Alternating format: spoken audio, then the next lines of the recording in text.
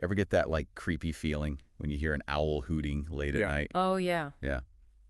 Well, tonight we're looking at, well, diving into, I should say, a creature that kind of brings that fear to life, but with a very Iranian twist to it. Ooh, I like it. Welcome back to Iranian Things, everyone, episode 51. I'm Kiyumars. And I'm Tanaz. So glad you could join us again as we, go on another journey into the, I guess, the heart, the soul of Iranian culture. And lately we've been kind of checking out, I don't know what you'd call it. The dark side. Yeah, the dark side, the folklore, the mythology, these creatures. Yeah. They're like real and not real, Right on the edge. Right on the edge. And you seem to be loving it. We've been getting great feedback. Yeah, super interesting stuff. So tonight we're going to go deep into a creature that I guess embodies that kind of real and unreal, owl and omen, fact and fear. Ooh, I like that. The Waqah. The Waqah. So the really interesting thing about the Waqah is that it's rooted in a real creature. It's the scups owl. This little owl is found throughout Iran, and it's nocturnal, so it's out at night. It has a, kind of haunting call. But in the folklore of southern Iran, specifically around the Dezful area, it takes on a whole new meaning. Okay. And it becomes this figure that's really tied to anxieties around childhood and vulnerability. So you're saying, like, there's this real owl, but then there's this kind of mythical, supernatural layer on top of it. Yeah, exactly. That's what's so interesting about it. Okay. So what are some of the beliefs surrounding the Waqah? Well, one of the most common beliefs is that if a newborn baby cries excessively, it's said that they've been bitten by the Waqah. Bitten by the Waqah. By the Waqah, yeah. Now, obviously, owls don't actually bite babies, right? No, they don't. So this is where the folklore, the superstition comes in. Right. And it's a way to explain something that's unexplainable. Right. Imagine being a parent. Back in the day, in pre-modern Iran, no real understanding of childhood illnesses, and your baby won't stop crying. That would be terrifying. It would be. So the Waqah offers this kind of tangible explanation, even if it's a supernatural one, for something that's really scary. I see. So it's almost like a way for parents to deal with that fear of, I don't know what's wrong with my child. Exactly. It's that universal parental fear. Right.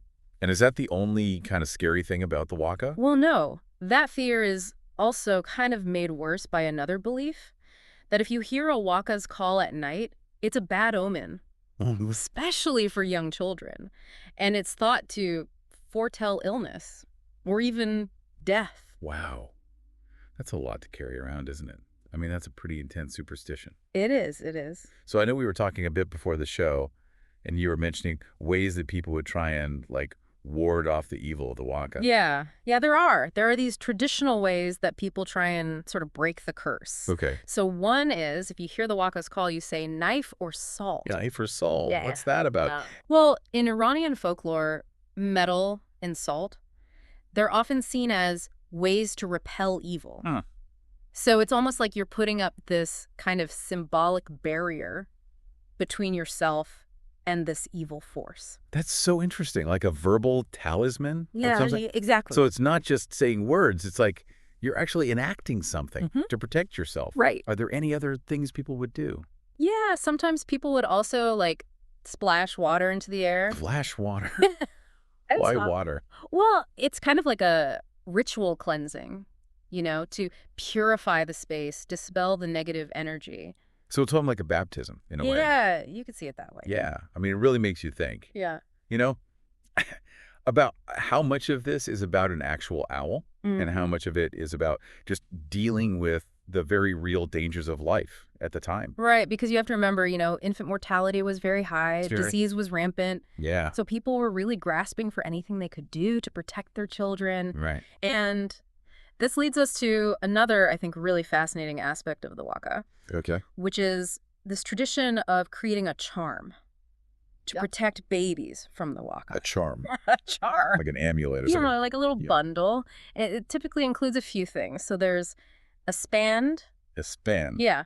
Also known as wild rue. Okay. Which is a plant that has really strong purifying properties in Iranian culture. Okay. And then a sheet of steel to represent strength, resilience. Okay. Silk thread to symbolize purity and delicacy. And then Goat hair. Goat hair. Yeah. Okay. Which connects to the life force of this very hardy animal. That's a powerful combination of symbols right there. Yeah. You've got protection, you've got strength, purity, vitality. It's everything you want for your child. Yeah, all wrapped up in one. Yeah. So it's not just about, like, warding off evil. It's about giving the child these positive qualities. Yes, exactly. And it's this very real, tangible expression of a parent's love and their hope for their child. It's a wish for them to thrive, even though life might throw them some curveballs. I like that. It's a way of kind of facing fear Yeah. with, hope and action. And that's what I think is so compelling about folklore. It gives us this window into people's fears, their hopes, the ways that they cope with things across generations. I guess that's what we're doing here too, right? Yeah, in a way. Kind of exploring those same fears and hopes. Yeah. So the Waqah, it's not just a scary owl. It's this symbol of, I guess, the human condition. Yeah, I think so. It's about our anxieties, about keeping those we love safe. Especially our kids. Especially our kids. Would you- Also our resilience. You Yeah. know, we find ways, even when we're scared, to protect and nurture the people that we care about. There's always hope. There's always hope. Well said. Well, if you're enjoying this deep dive into Iranian folklore, be sure to like, subscribe, tell us what you think in the comments. We love hearing from you. And, tell us about some creatures or superstitions from your own culture that deal with childhood and protection. Always fascinating to hear about those things. Yeah. What do your families do? Right. What are those traditions? Until next time, keep exploring the fascinating world of Iranian things.